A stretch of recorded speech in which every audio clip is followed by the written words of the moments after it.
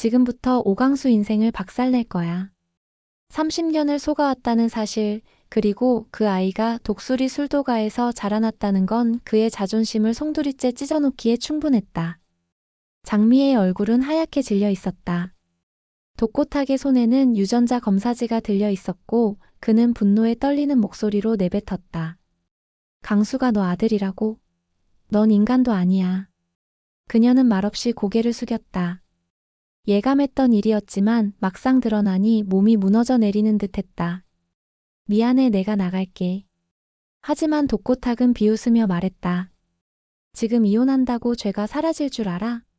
오강수, 장미애, 마숙 그리고 에로텔까지 모두 무너질 거야. 한편 강수는 의문의 메일 하나를 받았다. 발신자 없음, 제목 없음. 단 한 줄. LX 패션 인턴 오강수 정당한 채용인가요? 그 아래에는 믿기 힘든 내용들이 나열돼 있었다. 특혜 채용, 군 경력 조작, 내부 청탁, 회장 딸과의 사적 관계 의혹까지. LX 내부 게시판에도 긴급 공지가 떴다. 강수가 감사팀 조사 대상이라는 통보. 사무실은 일순간 정적에 휩싸였고 그는 동료들 앞에서 해명조차 못한 채 정식 업무에서 배제되었다. 출근 정지.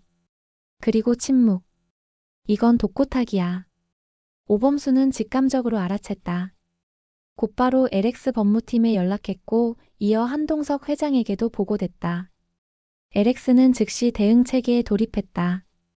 디지털 포렌식, 로그 분석, 외부망 추적.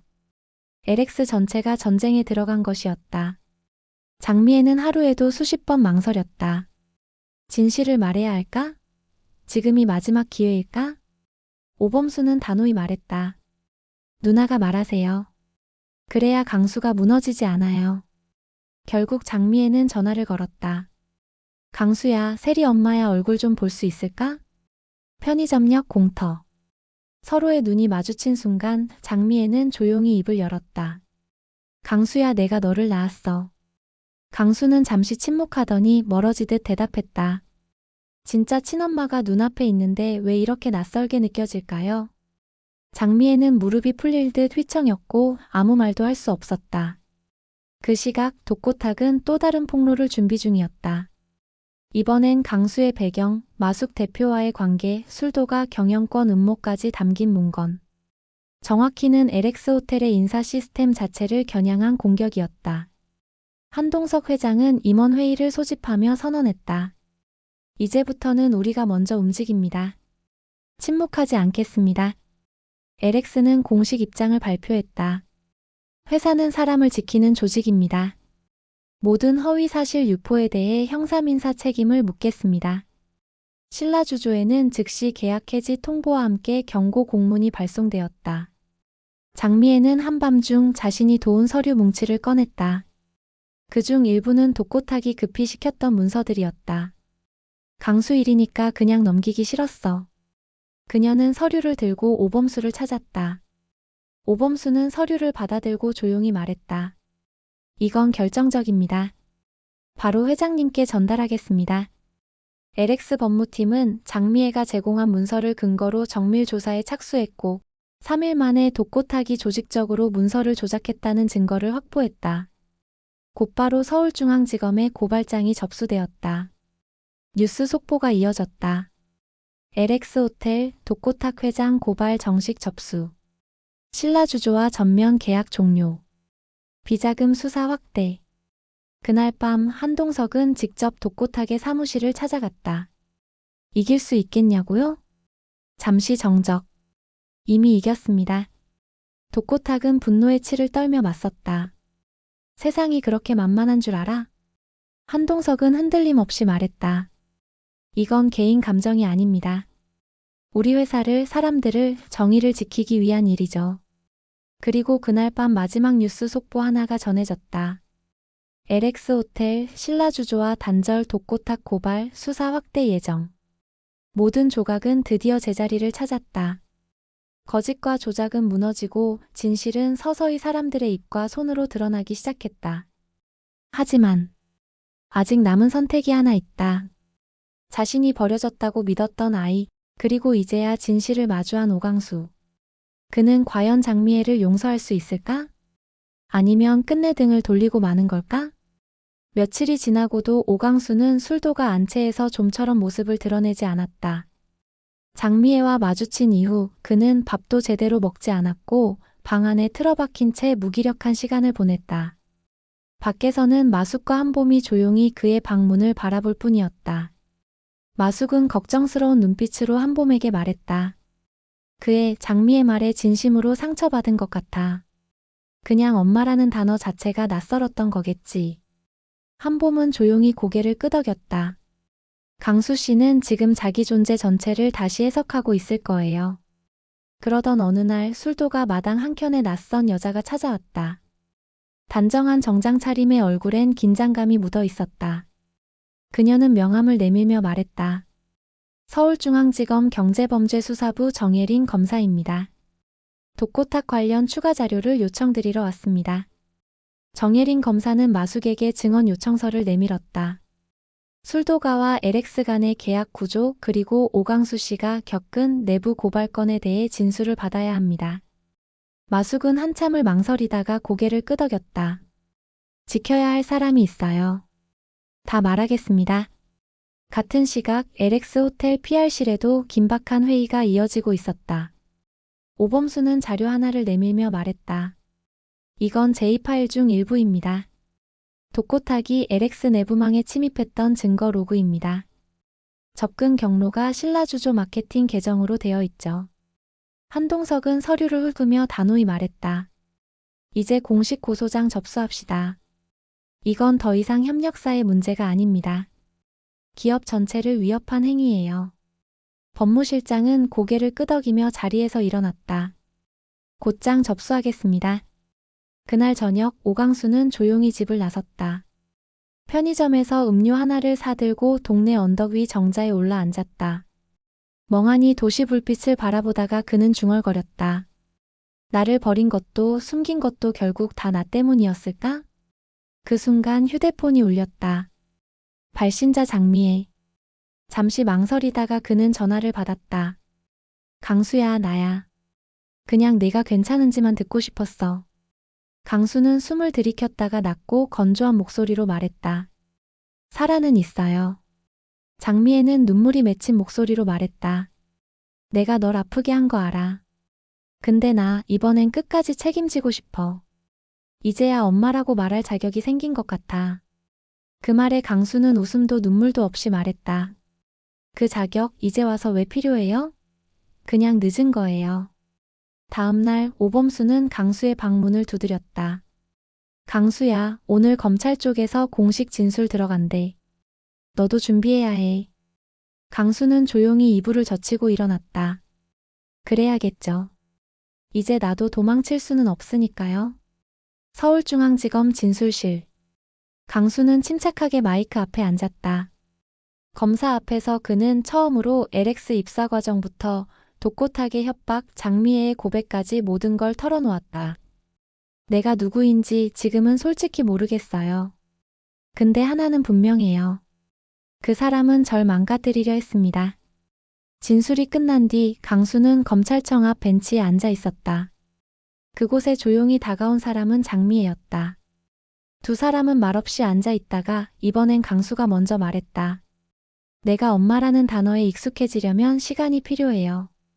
장미애는 고개를 끄덕였다. 나 기다리게. 언제든. 며칠 뒤 뉴스 속보가 떴다. 독고탁, 배임 업무방해 명예훼손 등 혐의로 기소 확정. LX 호텔 공식 해명 자료 공개. 한동석은 기자들 앞에서 말했다. 우리 직원 한 명을 지키기 위해서라도 우리는 결코 타협하지 않을 겁니다.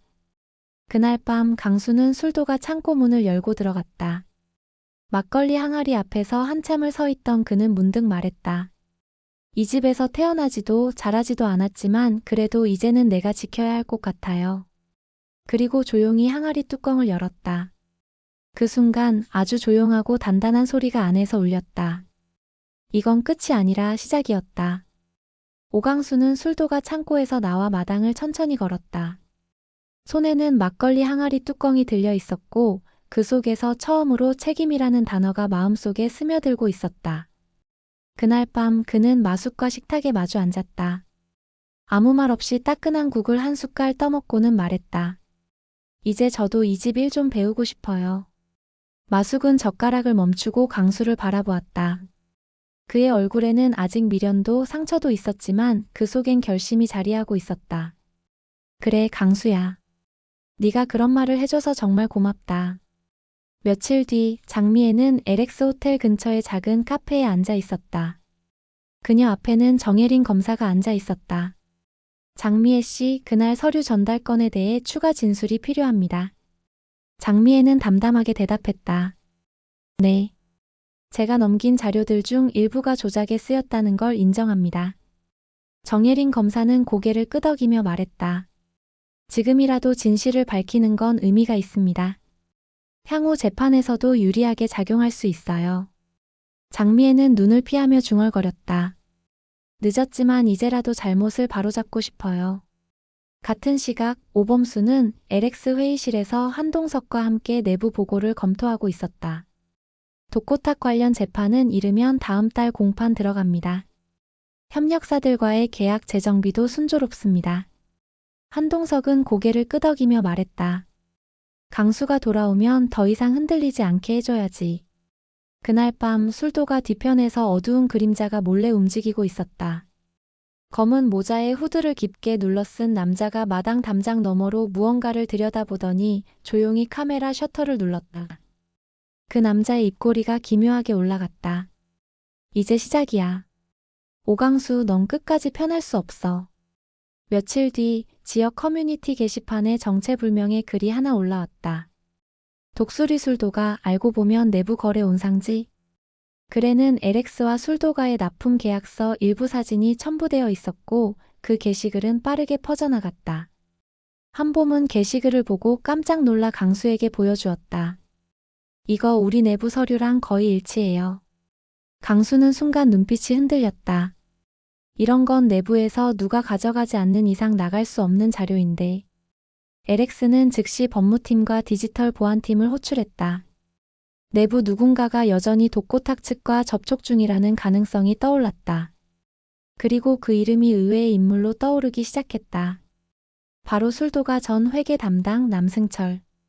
남승철은 1년 전 퇴사한 인물이었고 최근 신라주조 자회사에 잠시 재직한 이력이 있었다. 오범수는 즉시 LX 감찰실과 공조 수사를 요청했고 검찰은 곧바로 남승철의 집과 차량, 노트북에 대한 압수수색을 진행했다.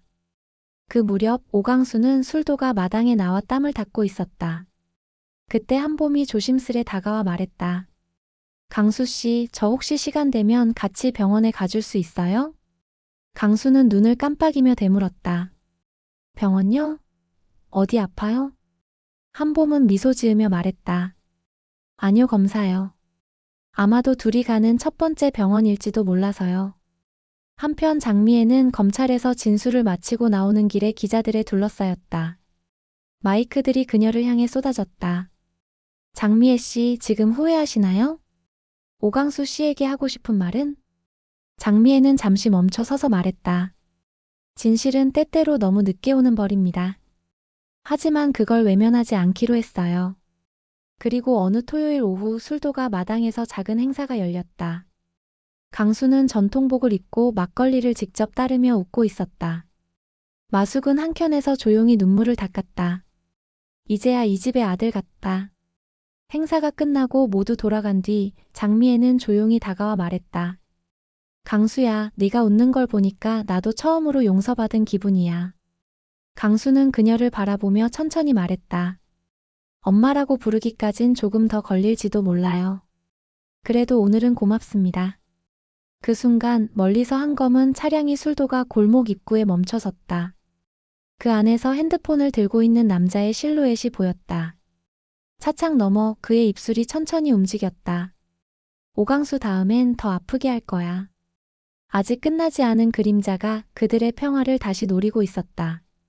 그 남자는 어둠 속에서 술도가를 바라보고 있었다. 깊게 눌러쓴 모자 밑으로 희미하게 드러난 눈빛은 오래전 복수를 다짐한 자의 그것과 같았다. 그는 조용히 휴대폰을 꺼내 들었다. 화면 속에는 오강수의 과거 사진, 장미애와 함께 찍힌 오래된 흑백 사진 한 장, 그리고 J파일이라는 이름의 폴더가 정리되어 있었다.